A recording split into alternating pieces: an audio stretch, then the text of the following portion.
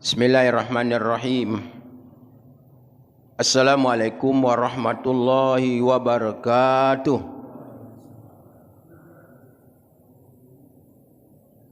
Alhamdulillahirabbil alamin. Alhamdulillahillazi ja'ala Ramadan syahrul syam wa anzala fihil Qur'an. Allahumma salli wa sallim ala Muhammadin sallallahu alaihi wasallam wa ala alihi wa sahbihi ajma'in, amma ba'du. Bapak-bapak dan ibu-ibu jemaah salat subuh rahimakumullah. Di pagi yang sejuk ini marilah kita senantiasa memanjatkan rasa syukur kita kehadirat Allah Subhanahu wa taala yang telah membangkitkan, menghidupkan kita kembali sebagai sisa umur kita dari hari kemarin, dan alhamdulillah masih dalam keadaan iman dan Islam, masih dalam keadaan sehat walafiat. Bagi yang sakit semoga cepat disembuhkan Allah Subhanahu wa taala. Amin ya rabbal alamin.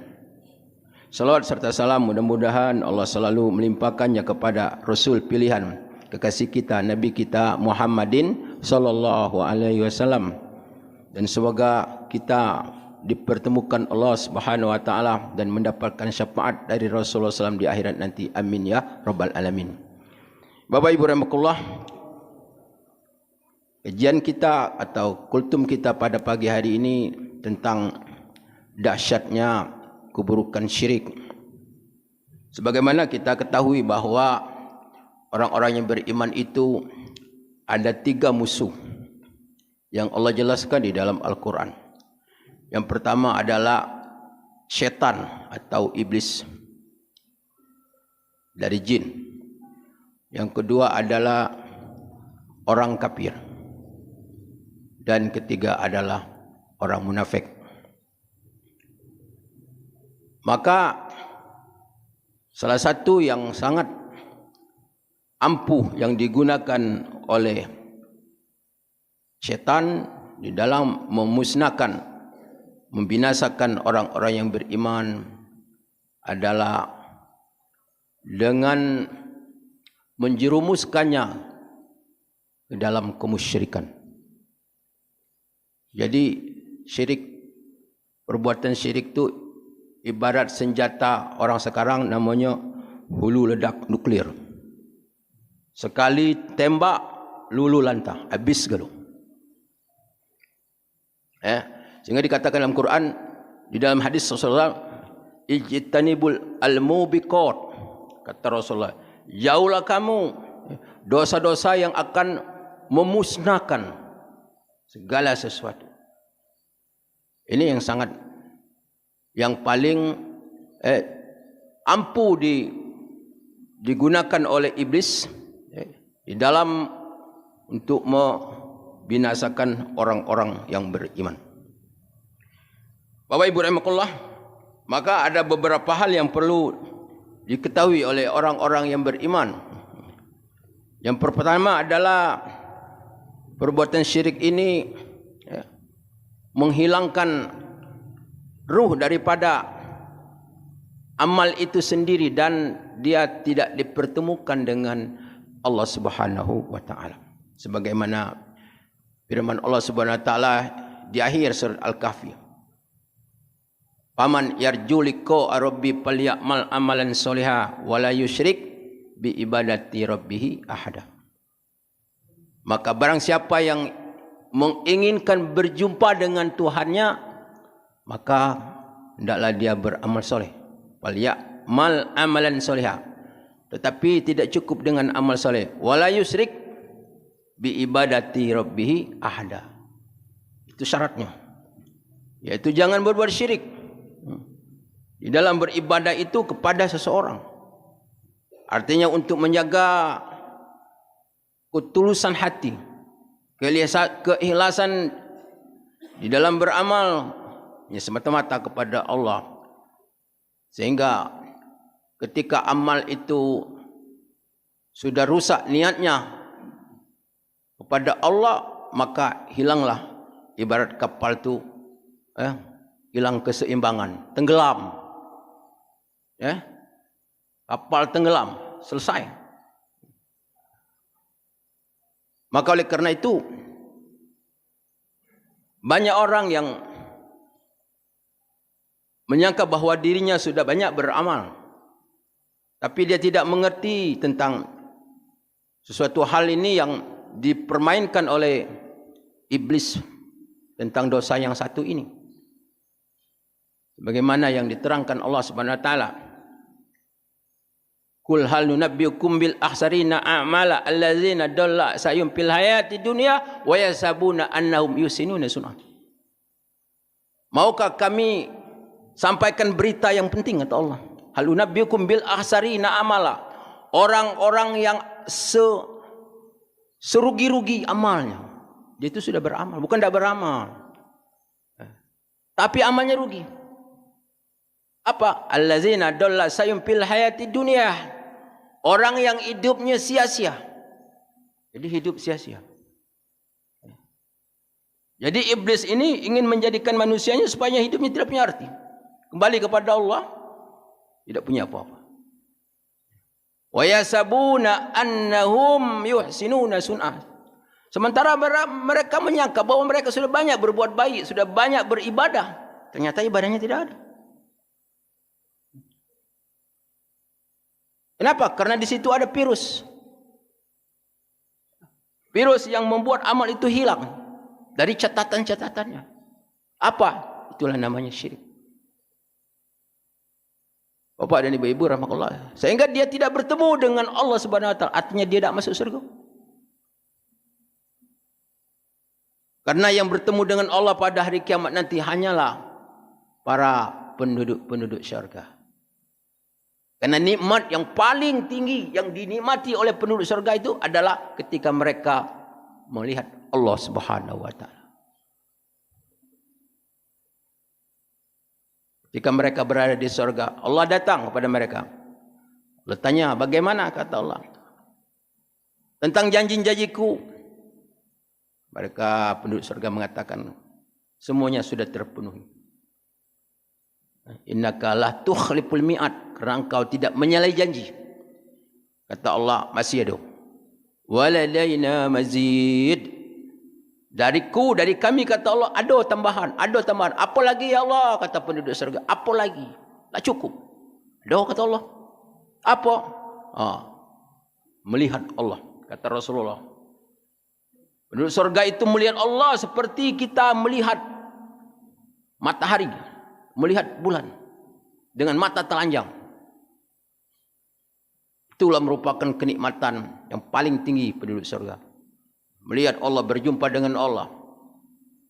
Tapi orang yang syirik, dia tidak akan bertemu, kata Allah, dengan Allah Subhanahu wa taala. Bapak Ibu rahmatullah. Kemudian syirik ini juga adalah kharij minamillah. Kharij minamillah, akan mengeluarkan orang dari keislamannya, dari keimanannya, membatalkan syahadatnya, membatalkan dua kelima syahadat, tapi dia tidak ngerti. Mudah baik dia akan melakukan perbuatan syirik. Dianggap kecil, dianggap remeh, dianggap hal-hal yang tidak apa-apa katanya. Jengoklah banyak di dalam masyarakat. Bahkan ada itu orang-orang yang mungkin dibilang katanya ulama ataukah ustaz yang mengerjakan perbuatan syirik. Ada ustaz yang bikin azimat, ada. Sebab kalau dah ustaz dah pacak tu, tulis-tulis bahasa Arab tu, tulis ayat-ayat Quran tu, jual azimat. Jadi perbuatan syirik itu di antaranya ada kharij minamillah, mengeluarkan seseorang dari keimanan dan keislamannya. Coba kita bayangkan. Begitu juga orang yang syirik, ketika dia mati maka ruhnya tidak naik. La tupatu abwabus sama wa la yadkhuluna jannah, kata Allah. Tidak akan terbuka pintu langit dan tidak akan masuk surga. Tidak akan masuk surga. Kenapa? Karena dia syirik, penghalang dosa yang sangat besar, yang Allah benci kepadanya, yang Allah murka kepadanya. Di ayat yang lain dikatakan bahawa orang-orang yang mengerjakan perbuatan syirik itu adalah ruhnya tertolak dan dia akan terbawa, terlempar ke tempat yang jauh, lempar dari langit masuk sampai ke bumi yang ketujuh, terlempar. Karena Allah tidak senang, tak terima tu ruh, karena ruhnya itu begitu busuk dan jahat, karena dia syirik kepada Allah Subhanahu wa taala. Bapak Ibu rahimakumullah. Begitu juga orang berbuatan syirik itu dikatakan, innahu man yusyrik billah faqad harramallahu alaihi jannah ma'wakumun nar. Orang yang melakukan perbuatan syirik itu adalah Allah mengharapkan baginya surga. Siapa yang mengharap? Bukan Rasulullah. Bukan para ulama, tapi Allah yang mengharapkan, karena Allah yang punya surga. Allah punya surga, Allah punya neraka. Kata Allah, ma'wakumun nar, tempatmu neraka. Kenapa? Sebabnya adalah karena kau melakukan perbuatan syirik. Man yusyrik billah faqad haramallahu alaihi jannah. Siapa yang syirik kepada Allah, kata Allah, haram bagimu surga, haram. Bahkan orang yang syirik tu masuk daripada di dunia ini, Allah mengharamkan masuk tanah suci, haram. Ya ayyuhallazina amanu innamal musyrikun najasun fala yaqrabul masjidil haram ba'da amim haza. Hai orang-orang yang beriman, kata Allah, sesungguhnya orang musyrik itu najis. Innal musyrikuna najasun fala yaqrabul masjidil haram ba'da amim haza. Sudah tahun ini, kata Allah, tak boleh lagi masuk tanah haram. Jadi kalau kita dari Jeddah tu kan ada itu kan, tulis batas tanah haram. Orang syirik, orang Yahudi, orang Nasrani syirik semua. Mereka tidak menyembah Allah SWT. Haram dia masuk tanah Mekah. Tanah-tanah yang terketuk, tanah Mekah ataupun Madinah, semuanya tanah haram. Tidak berhak dia. Sejak tahun ini tidak lagi masuk. Ketika turun ayat itu, orang-orang penduduk Mekah merasa sedih. Kenapa? Karena kalau orang kafir tidak masuk, maka ekonomi akan terganggu. Itu karena ada kaitannya dengan bergaul dengan orang kafir itu, karena ada aninya. Kata Allah, tidak usah. Allah akan jamin rezeki. Karena bagi orang kafir tidak boleh masuk Mekah. Kenapa? Najasun, najis.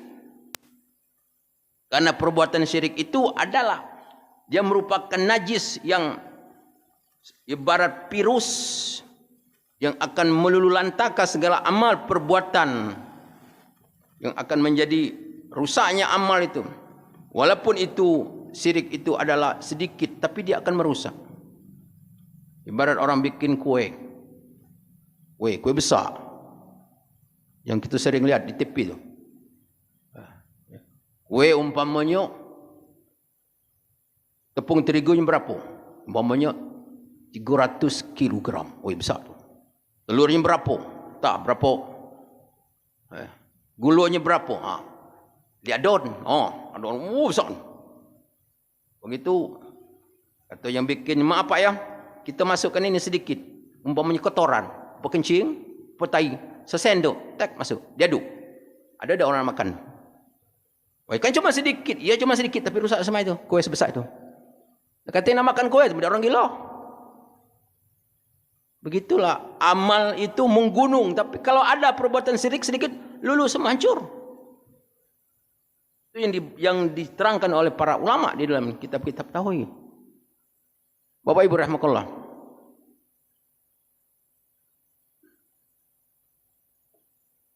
Kemudian bahwa perbuatan syirik ini juga adalah membuat seseorang itu berkekalan di dalam neraka. Innal ladzina kafaru min ahli kitab wal musyrikin fi nari jahannam khalidina fiha. Khalidina fiha.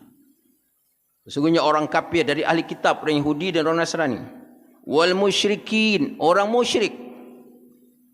Orang musyrik. Jadi musyrik ini bisa orang beriman. Umat Nabi Muhammad SAW bisa jatuh ke situ. Itu maksudnya. Fi nari jahannam khalidina fiha. Dia akan ditempatkan Allah Subhanahu wa taala dalam neraka jahanam dan dia kekal di dalamnya. Kekal, masuk tak keluar lagi. Kenapa? Karena dia syirik kepada Allah Subhanahu wa taala. Sehingga dalam hadis lain dikatakan bahwa kullu ummati dakhala jannah, kata Rasul. Setiap umatku masuk surga.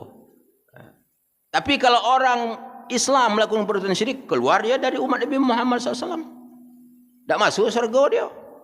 Karena yang menjadi jaminan itu adalah umat Rasulullah SAW yang mampu untuk menghadirkan, untuk memelihara dan menjaga kemurnian tauhid. Rukun Islam yang pertama apa? Mengucap dua kalimat syahadat. Rukun iman yang pertama apa? Beriman kepada Allah. Dua kalimat syahadat. Ini yang paling penting. Inilah merupakan asas bagi orang yang beriman, bagi orang yang berislam dengan agama yang dibawa Nabi Muhammad SAW. Kalau yang pertamanya sudah rusak, maka syariat, ibadah dan sebagainya semuanya akan rusak.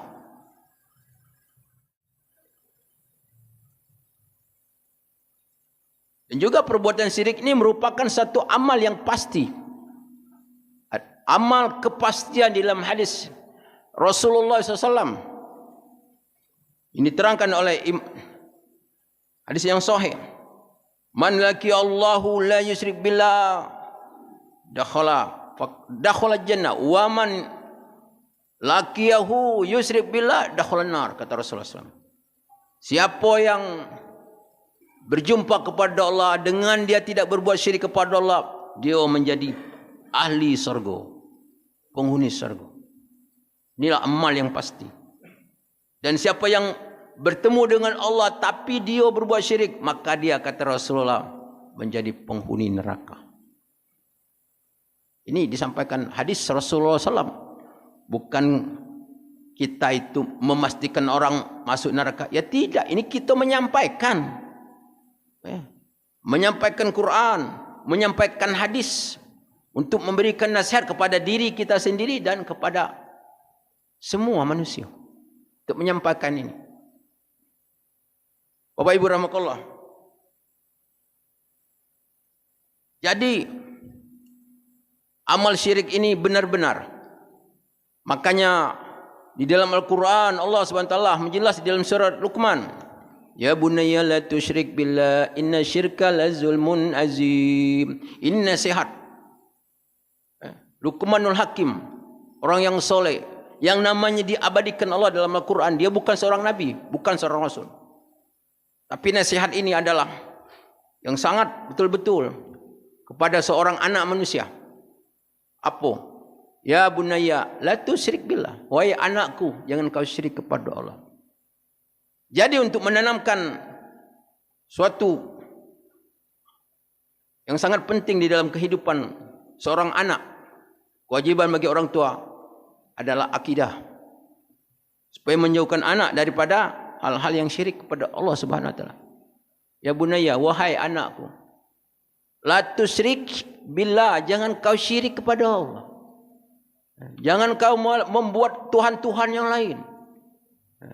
Jangan kau hilangkan Tuhan Allah di dalam hidupmu, di dalam pikiranmu, di dalam akalmu, di dalam hidupmu. Karena manusia hidup sekarang tak kenal Tuhan, tak kenal Allah.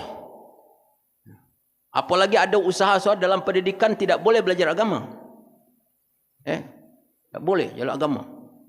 Bahkan nama madrasah itu dihapus katanya. Benar tak? Nama madrasah dihapus.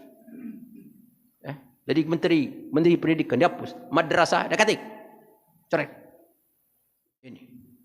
Karena ingin menciptakan generasi yang tidak ada Tuhan. 30 tahun yang akan datang. Anak yang ada sekarang.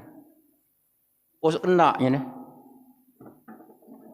Padahal negara kita ini yang mendirikannya siapa? Yang pejuang-pejuang, para ulama. Jenderal Sudirman seorang guru ngaji, seorang ulama, tapi tidak ditulis itu. Tidak ditulis. Dia seorang ulama. Pahlawan-pahlawan. Sekarang nama pahlawan itu hilang semua itu. Makanya di sekolah itu tidak ada pelajaran. Tidak ada pelajaran sejarah. Karena menghilangkan jejak tadi. pejuang Islam yang anak cucunya itu. Bapak, ibu-ibu, saya jadi kaget waktu saya wisuda anak saya di Unsri. Kaget saya. Apa buat saya kaget? Ketika dipanggil anak-anak itu, dia kata bin. Dia kata bin, Pak Haji. Di Unsri itu. Anak saya itu namanya Anissa. Anissa, nah banyak nama Anissa. Nah kataku, inilah kena dia. Nak masuk anak-anak itu. Supaya tak tahu anak siapa, bukan masuk. Mungkin itu di universitas yang lain mungkin sama. Sama. Dia kata bin. Tak percaya tengoklah. Ketika wisuda, kalau di Unsri, Pak Haji aku tak tahu ni. Dia kata bin. Dia tulis nama bin. Bapak Ibu rahmatullah. Jadi Luqmanul Hakim memberikan nasihat kepada anaknya apa? Ya bunayya, la tusyrik billah. Jangan syirik kepada Allah. Ini kewajiban kita memang. Orang tua. Bukan kewajiban pemerintah. Ya. Untuk menanamkan keyakinan tauhid kepada anak cucu kita. Kalau kita punya organisasi, punya kita supaya usahakan untuk mengenal Allah Subhanahu wa taala, menanamkan tauhid pada generasi. Inilah kewajiban. Kenapa? Inna syirkah lazulmun azim. Karena syirik itu, kata Luqmanul Hakim, adalah dosa yang tidak bisa ditandingkan. Sehingga Allah Subhanahu wa taala tidak mengampunkan dosa itu. Innallaha la yaghfiru ayyushraka bihi wa yaghfiru duna zalika liman yasha. Allah tidak sekali-kali untuk mengampunkan dosa yang syirik, tetapi Allah mengampunkan dosa selain syirik. Jadi kalau dosa yang lain, membunuh orang, berzina dan lain sebagainya, masih ada harapan. Kalau dia mati belum bertobat, dia masih harapan. Punya harapan untuk mendapatkan keampunan. Karena Allah Subhanahu wa taala wa yaghfiru liman yasha wa yu'azzibu man yasha wallahu ala kulli syai'in qadir. Allah mengampunkan orang yang dikehendakinya dan mengazabkan orang yang dikehendaki. Nah ini siapa ni? Ini orang yang mati belum bertobat dengan membawa dosa-dosa besar. Kalau dah katek dosa syirik, itu adalah tergantung dengan di tangan Allah Subhanahu wa taala. Paya piru liman yasha. Allah nak ngampun, memang Allah berhak. Kerana itu adalah haknya Allah. Kalau Allah ingin mengazabkan dosanya dengan perbuatan dosa, diazabkan Allah Subhanahu wa taala. Tetapi kalau itu dosa syirik kebawa mati, tidak ada harapan lagi. Pasti dia akan masuk neraka untuk selama-lamanya. Ini yang kita takutin. Akan menjadi hidup sia-sia. Akan menjadi hidup sia-sia.